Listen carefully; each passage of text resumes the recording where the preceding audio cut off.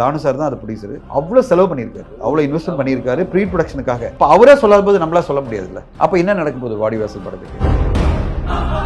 So drop ஆயிடுச்சு அப்படின்றது எல்லாருடைய ஒரு இண்டஸ்ட்ரி ஃபுல்லாக பரவலாக இருக்கிற ஒரு டாக். காரணம் என்னன்னா, ஆயுர்வேதம் ஒரு பொக்கிஷம், நம் ஆயுள் நீட்டக்கும் அற்புதம். Doctor Srivarmas. Meenakshi Academy of Higher Education and Research. Admissions open. Apply online. ஆச்சி பாதாம் ட்ரிங்க். ஆச்சி பாதாம் ட்ரிங்க் ஒன்னு வாங்கினா ஒன்னு ஃப்ரீ.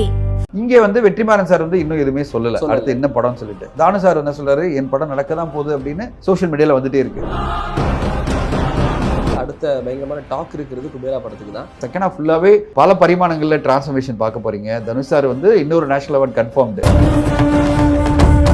வணக்கம் தனஞ்சயன் சார். வணக்கம் சார். எங்கேருந்து இந்த கான்வர்சேஷன் ஆரம்பிக்கலாம்னா குபேரால இருந்து ஆரம்பிக்கலான்னு இருக்கு சார். அடுத்த எதிர்பார்ப்பு இண்டஸ்ட்ரியில் அடுத்த பயங்கரமான டாக் இருக்கிறது குபேரா படத்துக்கு தான். என்ன இப்போ எல்லாருக்கும் ஒரு ஷாக்காக இருக்குன்னா 3 மணி நேரம் 14 நிமிஷமோ 20 நிமிஷமோ சொல்லியிருந்தாங்க சார் அதோட டியூரேஷன். லாஸ்ட்டாக வந்த படம் புஷ்பா, அது பார்த்துட்டாங்க மக்கள்.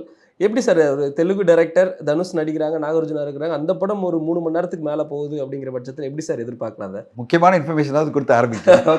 3 hours 15 minutes படம் இல்லை. இப்போ அவங்க ரீஎடிட் பண்ணி 2 hours 50 minutes தான் பண்ணுறாங்க. கட் பண்ணிட்டாங்க. ஓகே, உங்களுக்கு எக்ஸ்க்ளூசிவாக சொல்கிறதுனா இன்னைக்கு காலையில் அவங்க எங்கிட்ட பேசிட்டு இருந்தாங்க. அப்போ பேசும்போது என்ன சொன்னாங்க, அந்த படத்தினுடைய லெங்க்த்தை வந்து குறைக்கணும்னு சொல்லிட்டு தயாரிப்பாளர் எல்லாரும் பேசிட்டு இருக்கும்போது அவங்க வந்து சென்சர் பண்ணிடலாம். ஏன்னா பல லாங்குவேஜில் ரிலீஸ் பண்ணுறாங்க, ஹிந்தி தமிழ்லாம். சென்சர் பண்ணிட்டு கட் பண்ணுறது ஈஸி, ஒரே நாளில் முடிஞ்சிடும். ஏன்னா ஒரு நாள் நீங்கள் வந்து ரூல் 33 அப்ளை பண்ணிட்டு இந்த எல்லா படத்துக்கும் எல்லா லாங்குவேஜும் ஒரே மாதிரி தானே கட் பண்ண போகிறோம். ஒரு படத்துக்கும் தனித்தனி கிடையாது. அவங்க என்ன பண்ணியிருக்காங்க, முதல்ல சென்சர் எடுத்துடலாம்ப்பா, ஏன்னா அந்த ப்ராசஸ் தான் பெருசு, அது பிறகு வந்து நம்ம கட் பண்ணிக்கலாம் அப்படின்னு சொல்லிட்டு அவங்க பிளான் பண்ணிட்டு அந்த மாதிரி மொத்த கதையும் சொன்ன பிறகு, ஏன்னா அவருக்கும் எடிட் பண்ணதுக்கு கொஞ்சம் டைம் தேவைப்படுது, எதை தூக்குறதுன்னு தெரியல. படமாக பர்ஃபெக்டாக இருக்குது, 3 hours 15 minutes ஒரு பெரிய கதையை சொல்கிறாங்க. இப்போ திடீர்னு எடிட் பண்ண முடியாதுன்னு வரும்போது சரி இப்போ இது சென்சர் பண்ணிட்டு இது ஒரு புது ஸ்ட்ராட்டஜியாக இருக்குது. நம்மளுக்கே ஆச்சரியமாக இருக்குது, இப்படி பண்ண முடியுமா? பட் அவங்க பண்ணியிருக்காங்க. அவங்க என்ன பண்ணியிருக்காங்க, சென்சர் பண்ணிட்டாங்க கடகடன்னு எல்லாரும் இது பண்ணிவிட்டு எல்லா லாங்குவேஜும் ஹிந்தி தமிழ் தெலுங்கு எல்லாம் பண்ணிவிட்டு இப்போ வந்து டைரக்டர்லாம் உட்காந்துட்டு இப்போ ஃபைனலாக படமாக கொண்டு வர்றது என்னென்னா 2 hours 50 minutes 50 minutes 25. ஸோ இப்போ 2 hours 50 minutes 170 minutes, மேபி 171 அப்படி இருக்கலாம். அதுதான் வந்து ரூல் 33 கட் பண்ணி எடுத்திருக்காங்க. எதெல்லாம் தேவையில்லைன்னு ரொம்ப டிஸ்கஸ் பண்ணி அவங்க பண்ணியிருக்காங்க. அதை தான் இன்னைக்கு கேள்விப்பட்டேன். ஸோ அதை உங்களுக்கு நான் ஷேர் பண்ணுறேன். 2 hours 50 minutes நம்ம பழகிட்டோம். கரெக்ட். பல படங்கள் 2 hours அப்படிங்கிறது மென்டலாக அது 3 hours 15 minutes தான் எல்லாருக்கும் ஒரு பெரிய 3 மணி நேரமா? ஐயோ 3.5 மணி நேரம்ன்றது ஐயோ ஃபுல் டே ஹாஃப் டே ஃபுல்லாக இருக்கு. அதாவது பிரேக்கு அப்புறம் ஃபுல்லாக போய் முன்னாடி போகணும், சீட்டு பிடிக்கணும் அப்படின்னா ஒரு பெரிய டைம் ஆகிடும் போல இருக்கு எல்லாரும் நினச்சிருப்பாங்க. பட் அதெல்லாம் தேவையில்லை. படம் 3 hours நம்ம பிரேக்கோட சேர்த்து 3 hours படம் முடிஞ்சிடும். அப்படி தான் அவங்க பண்ணியிருக்காங்க. அதெல்லாம் தாண்டி இந்த படம் அந்த லெங்க்த்தை ஜஸ்டிஃபை பண்ணுற மாதிரியான ஒரு கதை, அவ்வளோ பெர்ஃபார்மன்ஸ் ட்ரிவன், அவ்வளோ பெரிய ஒரு ஸ்டோரி இருக்குது.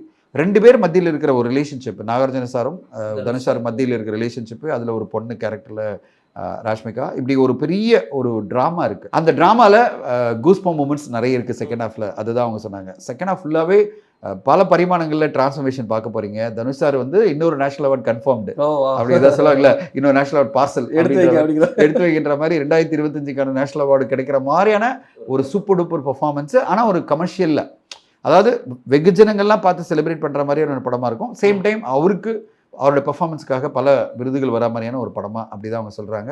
வெயிட் பண்ணிட்டு இருக்கேன். எனக்கு அந்த படத்துடைய பாடல் வந்தப்போ நான் ரொம்ப பாராட்டி எல்லாரையும் பேசியிருந்தேன். அந்த பாடல் வந்து போய் வா நண்பான்னு வரும்போதே வந்து ரொம்ப பிடிச்சிருச்சு எனக்கு. டிஎஸ்பி சாருக்குலாம் நான் மெசேஜ் பண்ணேன், அவருக்கு விவேகாக்கெல்லாம் என்ன கலக்கிட்டீங்க சாங்லேயே அப்படின்னு. தனுஷ் சாருடைய அந்த டான்ஸ் எல்லாம் சேர்த்து அது பிறகு வர ஒவ்வொன்றுமே அந்த படத்துக்கு ஒரு எலிவேஷனாக இருக்குது.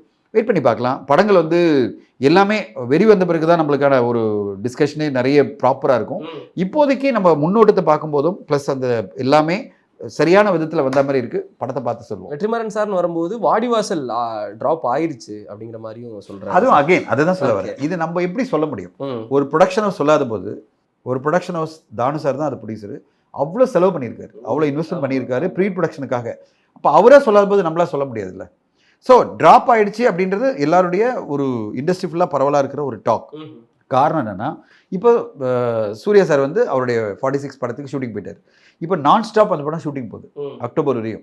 கிட்டத்தட்ட அக்டோபர் வரையும் ஒரே ஷெட்யூலில் போகுது. வெங்கி லோரி படம். அந்த படத்துக்காக ஃபுல் அலோகேஷன் கொடுத்துருக்காரு, டேட் எல்லார்ட்டையும் பல்க் டேட் வாங்கியிருக்காங்க. அப்போ அக்டோபர் வரையும் படம் இல்லைல்ல. வாடிவாசல். அப்போ என்ன நடக்க போகுது வாடிவாசல் படத்துக்கு, அது பிறகு வேற என்ன படம் பண்ண போறாரு அப்படின்னு பல டிஸ்கஷன் போகும்போது, அப்போ இந்த ஃபில்மோகிராஃபியில் வாடிவாசல் எங்கே இருக்குது சூர்யா சாருடைய கரியரில் அப்படின்னு கொஸ்டின் மார்க் வருது. இங்கே வந்து வெற்றிமாறன் சார் வந்து இன்னும் எதுவுமே சொல்லலை அடுத்து என்ன படம்னு சொல்லிட்டு. தானு சார் என்ன சொல்றாரு, என் படம் நடக்க தான் போகுது அப்படின்னு சோஷியல் மீடியாவில் வந்துட்டே இருக்குது. அப்படி இருக்கும்போது நம்ம எப்படி ஒரு ஜட்ஜ் பண்ண முடியாது.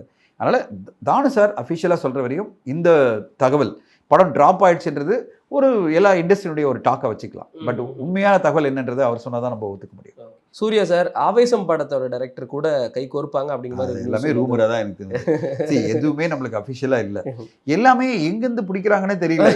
எப்படின்னா யாராவது மீட் பண்ணியிருப்பாங்க, அவங்க கூட பேசியிருப்பாங்க, மீட்டிங்கே உடனே வந்து நம்ம உடனே வந்து படம் ஆரம்பிக்கிறாங்க, படம் டிஸ்கஸ் பண்ணுறாங்க அப்படின்னு உடனே போட்டுறாங்க. அவ்வளோ ஈஸியாக படங்கள் அமைய முடியாது. ஓகேங்களா, படம் என்பது ஒரு லாங் டேர்ம் ப்ராசஸ். இப்போ சூர்யா சார் வந்து ஒரு தடவை அவருடைய ஸ்பீச் வச்சு சொல்லலாம். அவருடைய ஸ்பீச்சில் சார் 1 இயராக பேசிட்டு இருக்கேன், இந்த வெங்கி எட்லூரியே 1 இயராக பேசிட்டு இருக்கோம். அதே மாதிரி அல்லு அரவிந்த் சார் வந்து அவரை கேட்டுட்டு இருக்காரு, கீதா ஆர்ட்ஸ்க்காக ஒரு படம் பண்ணுங்கன்னு. அது 2-3 வருஷமா போயிட்டு இருக்குன்றாரு. அப்போது அவ்வளோ ஈஸி கிடையாது. கீதா ஆர்ட்ஸ்ன்றது மிகப்பெரிய பேனர். அவங்க சூர்யா சார்ட்ட பேசிட்டு இருக்காங்க. சூர்யா சாரோட பாயிண்ட் என்ன, கீதா ஆர்ட்ஸ் கூட நான் பண்ணணும், ஆனால் எனக்கு யார் டைரக்டர், கரெக்டான ஒரு கதை என்ன, எனக்கு அமையுமா, கரெக்டாக என்னை வந்து பொசிஷன் பண்ணுற படம் வந்து கரெக்டாக அமையுமா, தெலுங்கு தமிழ் ரெண்டுமே ஒர்க் ஆகுமா, இல்லை தமிழ் படமா இல்லை தெலுங்கு படமா அப்படின்னு யோசிக்கணும். இவ்வளோ யோசிக்கணும்ல. அவர் கரியரில் இருக்கிற அந்த ஒரு பிஸ்னஸ்க்கு அவர் ஜஸ்ட் லைக் தட் ஒரு படத்தை வந்து இன்னொரு படம் வருது, இன்னொரு படம் பண்ண ஆவேஷன் டைரக்டர் உடனே ஒரு படம் பண்ண அப்படிலாம் அவர் பண்ண முடியாது. அவருடைய கரியரில் அவ்வளோ பெரிய எதிர்பார்ப்பு உருவாகிடுது. அவருக்குன்னு ரெஸ்பான்சிபிலிட்டி பெருசாக இருக்குது. என்ன கதை, எப்படிப்பட்ட கதையாக வரும், எனக்குன்னு ஒரு ரெஸ்பான்சிபிளான கதையா, என்னுடைய ஏஜுக்கும் என்னுடைய இப்போ இருக்கிற ஸ்டேட்டஸ்க்கான ஒரு கதையா அப்படிலாம் பார்க்க வேண்டியிருக்குல்ல. அவருடைய ஃபில்முகளில் 1 படம் அவர் பண்ண முடியாது. அவர் ஒரு படமும் சிறப்பான படமாக பண்ண வேண்டிய கட்டாயத்தில் இருக்கார். அதனால் அவர் அவ்வளோ சீக்கிரமெல்லாம் அப்படி பண்ண மாட்டார். இதெல்லாம் ரூமர்ஸாக எடுத்துங்க. ஓகே, நிறைய பேர் பேசுகிறாங்க, அதில் இவங்களும் பேசுகிறாங்க, சந்தோஷம் அப்படிங்கிற அவ்வளோதான். அந்த படம் அது மாதிரி அமைஞ்சுன்னா, ஆனால் அது சூப்பரான ஒரு கதையாக இருந்தால் கண்டிப்பாக பண்ணுவார். அடுத்த பெரிய எதிர்பார்ப்பு கூலி மேலே இருக்குங்க சார். அதை பற்றி கூலி வந்து நிறைய இப்போ அமீர் கான் சொல்லியிருந்தார் பார்த்தீங்களா, அதை தான் நம்ம சொல்லலாம். அவர் வந்து சொன்னார், லோகேஷ் கனகராஜ் வந்து என்கிட்ட சொன்ன உடனே நான் வந்து எதுவுமே கேட்கல, நான் ரஜினி சாரோட இன்னவாத நடிக்கிறேன். அதை பார்க்கும்போது ரஜினி சார் நினச்சதான் பெருமையாக இருக்குது. எப்படின்னா ரஜினி சாரோட நடிக்கிறது நான் ரெடி அப்படின்னு அமீர் கான் அவர்கள் என்ன சொல்கிறாரு, நான் வந்து கதை கூட கேட்கல, ஆனால் ரெடிங்கிற நான் ரெடி, ஒரு கேமியோ பண்ண ரெடின்னு சொல்லி நான் போயிட்டேன். இப்படி ஒரு மனுஷன் இவ்வளோ சம்பாதிச்சு வச்சிருக்கிறாரு, இவ்வளோ பெரிய சொத்து பாருங்க. அதாவது அவர் சம்பாதிச்ச சொத்துன்றது அந்த ஒரு ரெஸ்பெக்ட். அமீர் கானுக்கு ஒரு பெரிய மார்க்கெட் இருக்கு, பெரிய எதிர்பார்ப்பு இருக்கிற படங்கள் வந்துட்டு இருக்கு. ஆனா அவர் சொல்றாரு, எனக்கு ஒரு கேமியோ கேட்ட உடனே நான் பண்றேன். அதனால அந்த படத்துக்கான எக்ஸ்பெக்டேஷன் எப்படி வருது பாருங்க. இப்போ அவர் சொல்லும்போது ஆல் இண்டியா லெவலில் அட்டென்ஷன் வருதா, வந்துருது, கண்டிப்பா வந்து கூலி படத்துக்கு ஒரு அட்டென்ஷன் வந்ததா இல்லையா? அவர் பேசாம எப்படி ஒரு அட்டென்ஷன் வரும்? ரஜினி சார் நடிக்கிறாரு தான் பெரிய லெவலில். ஆனால் அமீர் கான் வந்து சொல்லும்போது, அதுவும் நான் கதையை கேட்கல சொல்லும்போது, வாட் அ மேன் அப்படிங்கிற மாதிரி ரஜினி சாரை பற்றி நினைக்க வேண்டியிருக்கு. வாட் அ மேன், இவ்வளோ பெரிய ரெஸ்பெக்ட் வச்சிருக்காங்கன்னா எவ்வளோ பெரிய ஒரு மரியாதை அவர் ஏர்ன் பண்ணியிருக்காரு இந்த இத்தனை வருஷத்தில். இப்போ 50வது வருடம் முடியுது. இந்த 75 ஆரம்பித்து 2025 வரும்போது 50 வருடங்கள் 14ஆம் தேதி முடியுது. 14 August is a 50th year completion, golden jubilee year. அந்த 50 வருஷம் ஜேர்னியும் மிக பெருசாக செலிப்ரேட் பண்ண வேண்டிய ஒரு ஜேர்னி அது. அந்த ஜேர்னியுடைய கல்மினேஷனை தான் 14ஆம் தேதி வந்து கூலி படம் வெளியாகுதுன்னு நான் நினைக்கிறேன். அதாவது அவர் அடுத்த கட்டம் உச்சத்தில், இப்போ சொல்லுவாங்களா ஒரு நடிகருக்கு ஒரு உச்சத்தை அடுத்த கட்டம் உச்சம் போகணும்னு நினைப்பாங்கல்ல, அந்த உச்சத்தை இந்த படம் கொண்டு போகும் பேன் இண்டியா லெவல்னு எதிர்பார்க்கேன். Thank you so much Dhananjayan sir, ரொம்ப நேரம் உங்களோட கருத்துக்களை வந்து thank you sir. Thank you so much. ஆயுர்வேதம் ஒரு பொக்கிஷம், நம் ஆயுள் நீட்டக்கும் அற்புதம். Doctor Srivarmas. Meenakshi Academy of Higher Education and Research. Admissions open. Apply online. ஆச்சி பாதாம் ட்ரிங்க். ஆச்சி பாதாம் ட்ரிங்க் ஒன்னு வாங்கினா ஒன்னு ஃப்ரீ.